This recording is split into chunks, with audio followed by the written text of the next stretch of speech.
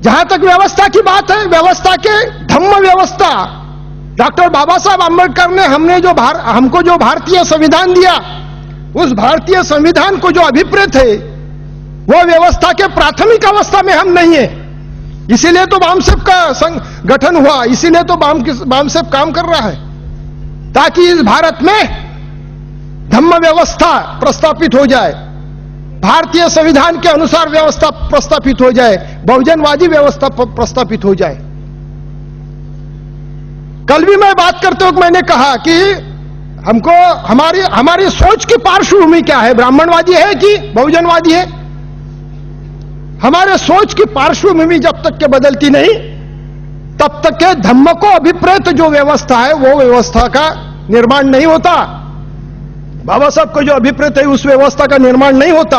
और ये जब तक के नहीं होगा, बाबा साहब के दिमाग में जो था कि भारत को बौद्धमय करके रखूंगा, तब तक के भारत बौद्धमय नहीं होगा। जिसने धम्म का स्वीकार किया है, जिसने बाबा साहब को स्वीकार किया है, वो जैसे विचार करेगा वैसा उसका आचार भी होना चाहिए। उसने ये ध्यान में रखना चाहिए कि मनोव्यापार के बिना देह व्यापार नहीं है, विचार परिवर्तन के बिना कोई परिवर्तन नहीं हो सकता। बाबा साहब बौद्धमय भारत करने की बात करते थे तो उनके सामने खास करके इस देश की जाति व्यवस्था थी। वो जाति व्यवस्था के बारे में एक किस्सा आपको बताता हूं और आपसे विदा लेता हूं।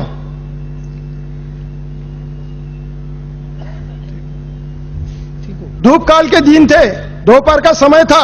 मैं मेरे एक दोस्त के तरफ गया, जैसे भी अंदर गया, घर में 6 लोग बैठे थे एक हॉल में। माता जी थी, पिता थे उनके, 2 बहनें थी, एक भाई था और एक कोई शख्स था। सारे के सारे गंभीर। मैंने 2 बार जय भीम किया तो भी कोई मेरे से बात नहीं कर रहा। तो मैं मेरे दोस्त के पास जाके बैठा और उसको कहा, यार आई एम वेरी सॉरी, शायद बहुत बुरा हुआ है। तो उसने भी कहा बहुत बुरा हुआ है। तो लगा इसके घर का कोई मर गया है। थोड़ी देर में ऐसे ही बैठे रहा और फिर पूछा कि लाश को नहीं लाया? तो उसने मुझे कहा किसकी लाश? तो मैंने बोला साले इतना बुरा हो गया, दुख की बात है, और फिर से मेरे को मेडिकल में हुआ क्या कुछ? क्योंकि घर में लाश तो दिख नहीं रही थी।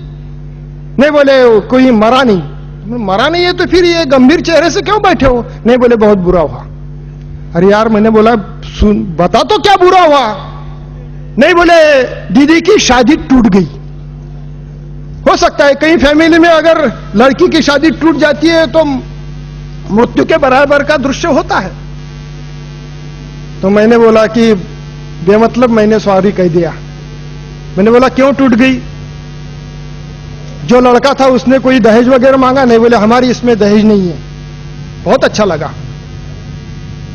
तो मैंने दहेज नहीं है तो वो लड़के का कोई लफड़ा वफड़ा था क्या? जो ध्यान में आ गया बाद में, नहीं बोले वो भी नहीं है।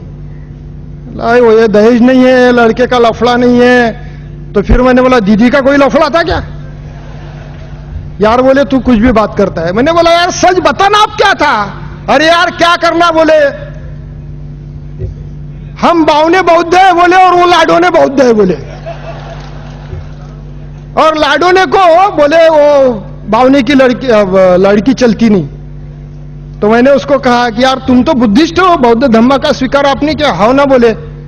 तो मैंने बोला बौद्ध धम्म का स्वीकार करने के बाद जाति तो छोड़ो, उपजाति अगर नहीं छोड़ सकते कि काहे को धम्म स्वीकार किया आपने? इसके पहले भी मैंने बात करते वक्त ये कहा कि मैं कुणबी मराठा पाटिल था, अब नहीं हूं, इसलिए कि धम्म में जाति उपजाति नाम की चीज नहीं होती। बाबा साहब ने शायद इस पर गौर से देखा होगा कि अगर भारत बौद्धमय करना है तो जाति व्यवस्था का अंत करना है, और जाति व्यवस्था का अंत करना है तो जाति से जात मारना है। बाबा साहब ने देखा कि जाति से जात अगर मारी जाती है और फिर उनके पास बौद्ध का धम्म जाता है तो इस देश का जाति व्यवस्था का अंत हो जाएगा। और जिस दिन इस देश में जाति व्यवस्था का अंत होगा तो एक ही जात बचेगी, एक ही जात बचेगी जो थी और रहेगी, उसका नाम है ब्राह्मण। मूल निवासी भारतीयों की कोई जात नहीं थी, आज भी नहीं है, कल भी नहीं है। वो तो व्यावसायिक वर्ग है। जबकि मैंने बताया बाबा साहब का यह सपना था, बौद्धमय करने का यह सपना था।